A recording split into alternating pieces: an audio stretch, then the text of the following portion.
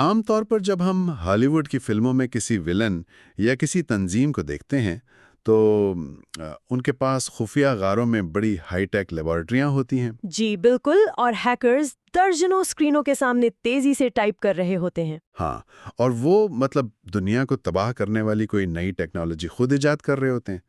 پردے سیمے پر ایسا لگتا ہے جیسے ان کے پاس اربوں ڈالرز کی کوئی کمی نہیں۔ لیکن آج کے اس تفصیلی جائزے میں ہم دیکھیں گے کہ حقیقت کتنی مختلف ہے۔ بالکل ایسا ہی ہے۔ اور ہاں، اس گہرے مطالعے کو شروع کرنے سے پہلے دیکھنے والوں سے گزارش ہے کہ مزید ویڈیوز کے لیے دی گلوبل انسائٹس یوٹیوب چینل کو ضرور سبسکرائب کریں، اور اگر مواد پسند آئے تو اسے لائک بھی کریں۔ تو آج ہمارے پاس ایک انتہائی جامع مقالہ ہے جو بتاتا ہے کہ کس طرح محدود وسائل والے یہ گروہ جدید ٹیکنالوجی کا استعمال کر رہے ہیں۔ صحیح، اور یہ جاننا بہت اہم ہے کہ پاکستان اور اس خطے میں موجود عسکریت پسند کس طرح کمرشل ڈرونز یا پھر اے آئی یعنی مصنوعی ذہانت اور سوشل میڈیا کا استعمال کر کے اپنے ہتھ کنڈوں کو جدید شکل دے رہے ہیں۔ بالکل، اور ہمارا مشن بھی یہی جاننا ہے کہ یہ گروہ جن کے پاس کوئی بڑی لیبارٹریاں نہیں ہیں، وہ کس طرح منافع اور نقصان کا حساب لگا کر نئی ٹیکنالوجی اپناتے ہیں، اور ریاستی سیکیورٹی کے لیے اس کے کیا سنگین نتائج ہو سکتے ہیں۔ دیکھیں، اگر ہم اسے وسیع تر تناظر میں جوڑ کر دیکھیں تو سب سے پہلے ان کی نفسیات کو سمجھنا ہوگا۔ یہ گروہ عموماً خطرے سے بچنے والے رسک اوارس ہوتے ہیں۔ اچھا، یعنی وہ رسک نہیں لینا۔ جی بالکل، ان کے پاس اتنے وسائل یا وقت نہیں ہوتا کہ وہ خود کوئی نئی چیز ایجاد کرنے کے لیے تحقیق پر پیسہ بہائیں۔ وہ انتظار کرتے ہیں۔ تو چلیں اس بات کو تھوڑا کھولتے ہیں۔ اس کا مطلب ہے کہ یہ کسی کم بجٹ والے سٹارٹ اپ کی طرح کام کرتے ہیں۔ ہاں، یہ ایک بہت اچھی تشبیہ ہے۔ ایک ایسا بزنس ماڈل جو ریسرچ پر پیسہ نہیں لگاتا، بلکہ انتظار کرتا ہے کہ کوئی اور کمپنی کوئی چیز بنائے، وہ چیز مارکیٹ میں سستی ہو جائے اور پھر یہ اس کا فائدہ اٹھائیں۔ بالکل ایسا ہی ہے۔ مقالے میں اس رویے کو سمجھانے کے لیے ماہرین نے ایک باقاعدہ اصطلاح استعمال کی ہے جسے مہلک با اختیاری کا نظریہ یا لیتھل ایمپاورمنٹ تھیوری کہتے ہیں۔ ذرا رکیے، یہ مہلک با اختیاری کا نظریہ سننے میں کسی یونیورسٹی کے بھاری بھرکم لیکچر کا لفظ لگ رہا ہے۔ اگر میں اسے بالکل عام فہم الفاظ میں سمجھوں تو کیا اس کا مطلب محض یہ ہے کہ کم خرچ بالا نشین؟ جی، آپ نے اس کا بالکل صحیح نچوڑ نکالا ہے۔ اس نظریے کے تحت ان گروہوں کا اصول یہ ہے کہ کم از کم سرمایہ کاری پر زیادہ سے زیادہ تباہ کن منافع حاصل کیا جائے۔ صحیح۔ کوئی بھی ٹیکنالوجی ان کے لیے صرف اسی صورت میں پرکشش ہوتی ہے جب وہ سستی ہو، عام مارکیٹ میں دستیاب ہو اور چھپانے میں آسان ہو۔ تاریخ میں بھی اس کی مثالیں ملتی ہیں۔ اچھا، تاریخ میں اس کی کیا مثالیں ہیں؟ 1867 کی بات ہے جب الفریڈ نوبل نے ڈائنامائٹ ایجاد کیا نا، تو اس کا مقصد پہاڑ توڑنا اور کان کنی میں سہولت پیدا کرنا تھا۔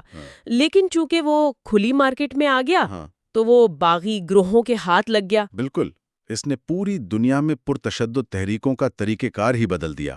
اسی طرح 1947 میں AK-47 رائفل کی ایجاد نے بھی یہی کام کیا۔ جب ٹیکنالوجی عوام تک پہنچتی ہے تو یہ گروہ اس کی طاق میں ہوتے ہیں۔ یہاں سے بات حقیقت میں بہت دلچسپ ہو جاتی ہے، کیونکہ اگر یہ گروہ سستی اور بغیر لائسنس کے دستیاب ٹیکنالوجی کی تلاش میں رہتے ہیں تو ان کے لیے سوشل میڈیا سے بہتر اور سستا ہتھیار تو کوئی ہو ہی نہیں سکتا۔ جی، وہ تو بالکل مفت ہے۔ ہاں نا، بس ایک ای میل آئی ڈی چاہیے اور آپ کا عالمی نشریاتی ادارہ تیار ہے۔ ہمارے ذرائع بتاتے ہیں کہ سوشل میڈیا کے استعمال میں یہ گروہ اس وقت ایک باقاعدہ مسابقت کے مرحلے میں ہے۔ بالکل، یہ مسابقت کا مرحلہ ٹیکنالوجی اپنانے کے گراف کا ایک اہم حصہ ہے۔ آج سے 10-15 سال پہلے انہوں نے سوشل میڈیا کو آزمانا شروع کیا تھا۔ صحیح۔ اب وہ اس مقام پر ہیں جہاں حکومتیں اور ٹیک کمپنیاں ان کے خلاف روزانہ کارروائیاں کرتی ہیں۔ ان کے اکاؤنٹس بلاک کیے جاتے ہیں، مواد ہٹایا جاتا ہے۔ لیکن وہ واپس آ جاتے ہیں۔ جی، وہ ایک حیرت انگیز لچک دکھاتے ہوئے بہت تیزی سے نئے اکاؤنٹس اور نت نئے ناموں کے ساتھ واپس آ جاتے ہیں۔ یہ ایک آنکھ مچولی کا کھیل بن چکا ہے۔ مقالے میں کچھ مخصوص گروہوں کا بھی ذکر ہے جو اس ڈیجیٹل بقا کی جنگ میں کافی سرگرم ہیں، جیسے کالعدم TTP کا عمر میڈیا جو باقاعدگی سے نیوز لیٹرز نکال رہا ہے۔ جی ہاں، اور ISKP کا العزائم۔ بالکل، اور بلوچ علیحدگی پسندوں کے پروپیگنڈا ونگز جیسے حقل اور آشوب بھی تندہی سے کام کر رہے ہیں۔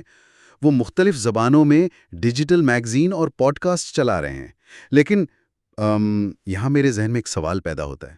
جی ضرور پوچھیے۔ دیکھیے، آج کل فیس بک، ایکس اور گوگل جیسی کمپنیوں کے پاس اربوں ڈالرز کے بجٹ ہیں۔ ان کے الگورتھمز اتنے جدید ہیں کہ اگر میں ایک بار جوتوں کی تلاش کروں تو مجھے ہر جگہ جوتوں کے اشتہار نظر آنے لگتے ہیں۔ ہاں یہ تو ہے۔ تو پھر ان گروہوں کو انٹرنیٹ سے مکمل طور پر صاف کیوں نہیں کیا جا سکتا؟ یہ الگورتھمز ان کے مواد کو فوراً کیوں نہیں پکڑ لیتے؟ یہ ایک بہت ہی منطقی سوال ہے، لیکن یہاں جو بات سب سے زیادہ حیران کن ہے نا، وہ یہ ہے کہ سلیکن ویلی کے ان الگوریدمز کی بھی اپنی بہت بڑی حدود ہیں۔ اچھا، وہ کیسے؟ دیکھیں، یہ خودکار نظام انگریزی یا دنیا کی چند بڑی زبانوں کے مواد کو تو آسانی سے پکڑ لیتے ہیں، لیکن یہ گروہ اب بہت چالاکی سے علاقائی زبانوں کا استعمال کر رہے ہیں۔ علاقائی زبانوں سے آپ کی مراد کیا ہے؟ مطلب کیا یہ جان بوجھ کر ایسا کرتے ہیں؟ بالکل جان بوجھ کر وہ بلوچی، براہوی، سندھی، پشتو اور اردو کے مخصوص مقامی لہجے استعمال کرتے ہیں۔ ٹیک کمپنیوں کے پاس ان زبانوں کو سمجھنے والے الگوریدمز کی شدید کمی ہے۔ تو مشین کو سمجھ ہی نہیں آتی کہ بات کیا ہو رہی ہے۔ جی، اور صرف الگوریدم ہی نہیں، ان کمپنیوں کے پاس ایسے انسانی ماڈریٹرز بھی نہیں ہیں جو مقامی ثقافت اور محاوروں سے واقف ہوں۔ اور اگر کوئی اکاؤنٹ بند ہو بھی جائے نا، تو یہ فیس بک پر محض ایک ہلکی پھلکی پوسٹ لگاتے ہیں اور پھر لوگوں کو کہیں اور لے جاتے ہوں گے۔ بالکل، وہ ساتھ میں ٹیلی گرام یا واٹس ایپ پر اپنے انکرپٹڈ چیٹ رومز کا لنک دے دیتے ہیں۔ ایک بار صارف اس انکرپٹڈ دنیا میں چلا جائے تو ریاست کی وہاں تک رسائی بہت مشکل ہو جاتی ہے۔ تو ہم یہ کہہ سکتے ہیں کہ وہ سسٹم کی خامیوں سے کھیل رہے ہیں۔ اچھا، ڈیجیٹل دنیا میں ذہن سازی تو سمجھ میں آتی ہے، لیکن اس مقالے میں اس پل کا بھی ذکر ہے جو اس پروپیگنڈے کو براہ راست ایک خون ریز حملے میں بدل دیتا ہے، اور وہ ہے ڈرونز کا استعمال۔ جی، یہ ایک بہت خطرناک موڑ ہے۔ مقالے میں بتایا گیا ہے کہ خیبر پختونخوا میں کچھ دھڑے مقامی مارکیٹ میں دستیاب چینی کمرشل ڈرونز استعمال کر رہے ہیں۔ یہ وہی کواد کاپٹرز ہیں نا، جو عام طور پر شادیوں کی کیمرہ کوریج کے لیے استعمال ہوتے ہیں۔ جی ہاں، بالکل وہی۔ یہ وہ ڈرونز ہیں جو چند $100 میں کسی بھی الیکٹرانکس کی دکان سے مل جاتے ہیں۔ لیکن ان گروہوں نے اس میں ایک خوفناک جدت پیدا کی ہے۔ وہ کیسے؟ وہ ان ڈرونز میں معمولی سا تکنیکی رد و بدل کرتے ہیں، کیمرے کے کچھ حصے ہٹا کر وزن کم کرتے ہیں اور پھر ان کے ساتھ ہینڈ گرینیڈ یا مورٹر کے گولے باندھ دیتے ہیں۔ باورے، مطلب 3D پرنٹر سے؟ جی، 3D پرنٹر سے ایسے پرزے بناتے ہیں جو ریموٹ کنٹرول کے ایک بٹن پر گرینیڈ کو نیچے گرا دیتے ہیں، اور پھر انہیں سیکیورٹی فورسز کی چوکیوں پر حملوں کے لیے استعمال کیا جاتا ہے۔ یہ تو ایسا ہی ہے جیسے شادی کی ویڈیو بنانے والے ایک عام کیمرہ ڈرون کو کسی نے مہلک بمبارڈ طیارے میں بدل دیا ہو۔ بالکل ایسا ہی ہے، لیکن ذرا رکیے، اگر یہ ڈرونز اتنے ہی سستے ہیں اور مارکیٹ میں اتنے عام ملتے ہیں تو ہم ہر بڑے شہر میں ایسے حملے کیوں نہیں دیکھ رہے؟ اگر یہ اتنا آسان ہے تو ہر گروہ سے استعمال کیوں نہیں کر رہا؟ یہ بہت اہم نقطہ ہے۔ ڈرون خریدنا تو آسان ہے، لیکن اسے ہتھیار میں تبدیل کرنا اتنا آسان نہیں۔ اس کے لیے ایک باقاعدہ محفوظ ٹھکانے کی ضرورت ہوتی ہے، جسے عسکری زبان میں سینکچوری کہتے ہیں۔ سینکچوری؟ اس کا ڈرون سے کیا تعلق ہے؟ تعلق بہت گہرا ہے۔ آپ محض انٹرنیٹ سے کتابچہ پڑھ کر ڈرون کو ہتھیار نہیں بنا سکتے۔ آپ کو ڈرون بار بار اڑانا پڑتا ہے، فرضی وزن باندھ کر تجربات کرنے پڑتے ہیں۔ ہاں، وہ گر بھی تو سکتا ہے نا؟ جی، اگر گرے تو اسے دوبارہ جوڑنا پڑتا ہے۔ دھماکہ خیز مواد کے تجربات میں دھماکے بھی ہوتے ہیں۔ اس سب کے لیے آپ کو ایک ایسا علاقہ چاہیے جہاں آپ مہینوں بغیر کسی ریاستی خوف کے یہ تجربات کر سکیں۔ تو یہ وجہ ہے کہ کچھ گروہ اس میں کامیاب ہیں اور کچھ نہیں؟ مقالے میں داعش خراسان یعنی ISKP کا ذکر ہے، جو سب سے زیادہ ٹیک سیوی سمجھی جاتی ہے۔ بالکل۔ مقالے کے مطابق ڈرون کو ہتھیار بنانے کے کتابچے بھی سب سے پہلے ISKP نے ہی جاری کیے تھے، لیکن وہ خود ڈرون حملے کرنے میں اس طرح کامیاب نہیں ہو سکے۔ جی، کیونکہ ISKP کے پاس تکنیکی علم تو تھا، لیکن محفوظ ٹھکانے نہیں تھے۔ وہ روپوش رہتے ہیں۔ دوسری طرف TTP اور ان کے دھڑوں کو ایسے محفوظ ٹھکانے میسر آ گئے جس سے انہیں تجربات کا موقع ملا۔ تو اس سب کا اصل مطلب یہ نکلتا ہے کہ محض ٹیکنالوجی کا ہونا ہی کافی نہیں، اسے آزمانے کا پرسکون ماحول ملنا بھی اتنا ہی خطرناک ہے۔ بالکل۔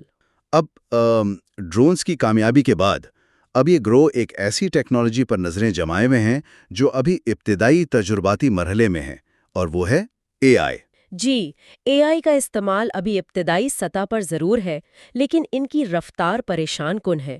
مثال کے طور پر ISKP نے خراسان ٹی وی کے نام سے ایک بالکل نیا تجربہ شروع کیا ہے۔ ہاں، میں نے اس مقالے میں پڑھا ہے۔ یہ واقعی عجیب ہے۔ انہوں نے مغربی لباس پہنے ہوئے بالکل انسانوں جیسے نظر آنے والے اے آئی نیوز اینکرز کا استعمال شروع کیا ہے۔ جی بالکل، وہ ورچوئل اینکرز خبریں پڑھتے ہیں۔ اور صرف یہی نہیں، دیگر گروہ بھی اب اے آئی ٹولز کی مدد سے اپنے پروپیگنڈے کا منٹوں میں ترجمہ کر رہے ہیں۔ لیکن یہاں ایک چیز مجھے الجھا رہی ہے۔ وہ کیا؟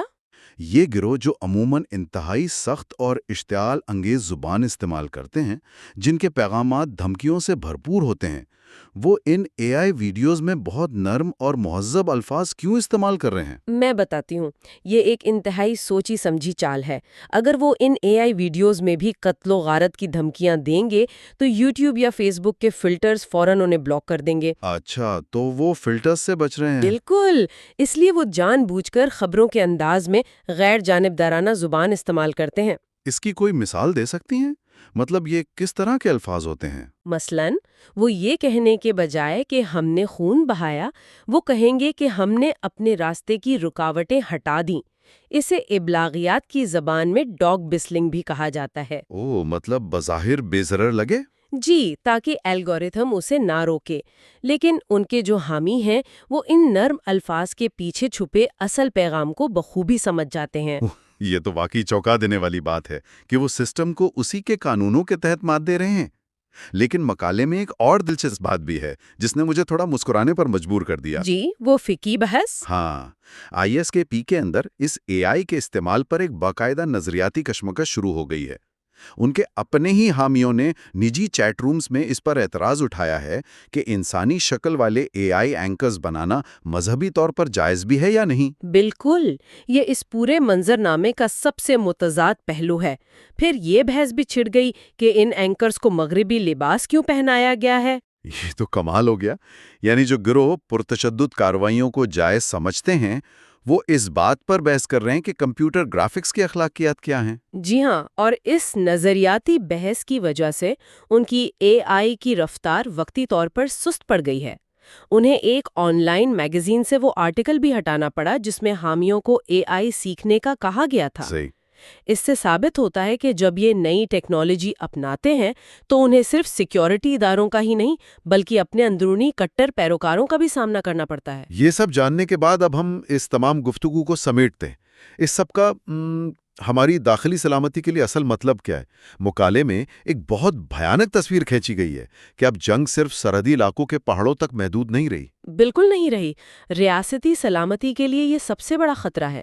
ماضی میں کسی کو گروہ کا حصہ بننے کے لیے گھر چھوڑنا پڑتا تھا، لیکن اب کوئی بھی پڑھے لکھے شہری نوجوان کو پہاڑوں پر جانے کی ضرورت نہیں ہے۔ مطلب وہ گھر بیٹھے لیپ ٹاپ سے کام کر سکتا ہے؟ جی، وہ اپنے آرام دہ کمرے میں بیٹھ کر پروپیگنڈا مواد بنا کر اے آئی ویڈیوز ایڈٹ کر کے ان گروہوں کا ایک مؤثر حصہ بن سکتا ہے۔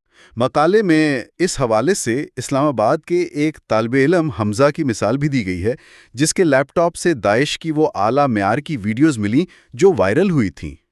تو ریاستی اداروں کو اب کیا کرنا چاہیے؟ ماہرین اس بات پر متفق ہیں کہ ریاستی اداروں کو اپنی حکمت عملی بدلنی ہوگی۔ مہنگی روایتی جنگ اس کا مکمل حل نہیں ہے۔ تو پھر حل کیا ہے؟ اب ضرورت اس بات کی ہے کہ سستے اینٹی ڈرون سسٹمز پر سرمایہ کاری کی جائے اور اداروں کی سائبر صلاحیتوں کو بہت زیادہ بڑھایا جائے، اور سب سے اہم اسکولوں اور یونیورسٹیوں کی سطح پر ڈیجیٹل شعور یعنی ڈیجیٹل لٹریسی کو فروغ دیا جائے۔ بالکل صحیح۔